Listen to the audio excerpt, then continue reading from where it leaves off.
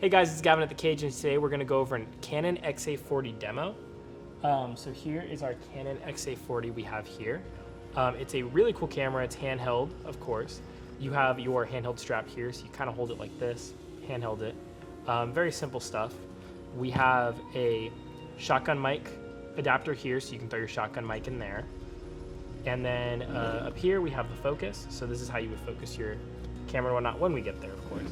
The way you'll turn this on is you'll put the battery through the front here, and that will snap in, so you can tell it's in there. You'll turn the camera on from this lever here. It's got a camera on/off media, so when you turn it to the upwards, you'll see the camera. That will turn itself on, and as you can see now, the camera itself is on. Inside of it, we have a lot of great features, so you can actually turn this infrared, so you can kind of make your camera go night vision, which is really cool. You have your SD card slots here. You have two SD card slots for it, which in the kit comes with SD card. One right here. Just kind of slide that into the slot, like so. Bring that downwards. And then some of your buttons that you have here, you'll have your battery info button, which is also a display button, which will change the display on your camera to show you more or less details. You have a back button here for when you're in your settings and you need to go backwards. You have the zoom button here. So we have a zoom right here that you can zoom up and down. So that'll help you get close up or a different shot. You have your record button right up here, which is the red button, along with a start and stop. You have another zoom button here on the top. And then over here you have a bunch of your different audio settings. So you have different mics, different channels, and then obviously here, as we talked about before, this is where your microphone will go, and these are the XLR ports down here. You get two of them on this camera, which is always great. You'll have your mic here, and you'll also be able to put your mic up here, which is really great. You do have a recording button right here. So you have two different recording buttons. You have one on top, and then you also have one right here at the bottom. This also is how you get to your menu, which is where we're going next.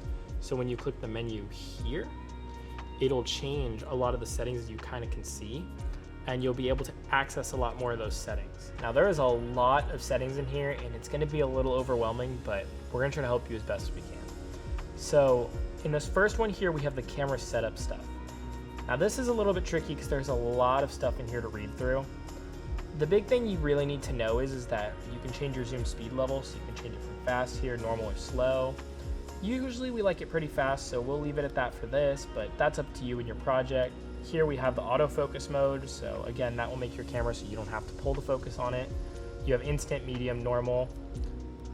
You can choose how you want to do that based on your project as well. Just know that normal and medium won't be as fast as instant. You also have face detection, which is pretty similar. Here you have your ND filters. That's how much light you let in. You can have it automatic. You can just have it off. If it's getting too bright, definitely turn that off. You have your image stabilization. That's another important one. You have standard, dynamic, and off. So especially when you're handholding and you're being really shaky with that, that's a big thing to adjust there. You have your white balance priorities here, which would just depend on where you're shooting at for tungsten or daylight. You also have color temperature that you can change yourself, or automatic, whichever is easiest for the project that you're shooting on, especially if you're moving in and out. So that's pretty much all you need to know in recording setups. There's a lot of stuff in here, and just know that a lot of it's pretty easy to set. Next in recording setup, this is where we're going to get a little bit more in depth. So you have your resolution here, and there's a few different options. The thing that's most important is that 3840 by 2160 will be your 4K, your 1920 by 1080 will be 1080p, and 1280 by 720 will be 720p. So that's based on that last number there. It depends on how you want to shoot your project. 4K obviously is a lot bigger, 1080 is about right, so we're going to leave it there for this tutorial.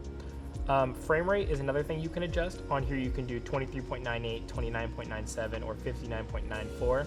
The film standard is 23, so we'll leave it there. But you can go 60 if you're doing a little bit more faster. You also have your audio formats here, which you have your AAC and your LPCM. The thing that matters most is your channels here, and syncing that up especially is really important. You'll have your mic up here, and like we've showed you before, the ports. Just make sure that that's connected, and your mic will be phantom powered. So just know that when it's plugged into the camera, it's using the camera's battery, so you shouldn't have batteries for a lot of that. You have your recording media here, which will basically just ask, when you want to record photos and videos, which memory card. If you just have one in there, that's also fine. You also have initialize here, which is very important because initialize is how you'll format your card. if you're putting a brand new card in here or a card from another camera, you want to make sure you're initializing what's going on here. So we'll just go here and initialize the memory card I put in. Right now, it's got a total space of 128 and it's used about 216 megabytes, so we'll just initialize that. It'll completely erase everything on the card to make sure you've cleared anything. If it's a personal card, if it's a card we gave you, more than willing to initialize it. Let that go through. And perfect. Go into the audio setup here. You have your built-in mic sensitivity. That's another important one for the built-in mic if you're using that. You can kind of put it at normal or high, depending on how loud and everything is. You also have your display setup here, which is more for if you have a secondary display or the display in front of you here. A lot of that's not as important as you think. Here we also have the system setup, which is our final tab. A lot of this stuff is another amount of stuff we don't really need to touch. Your time zone and date should be set up perfectly. You have your LEDs on. These are assignable buttons. We won't be using those, but all of your buttons here are set to be the way they currently say on the camera. If not, you can just go in there and adjust that if you choose.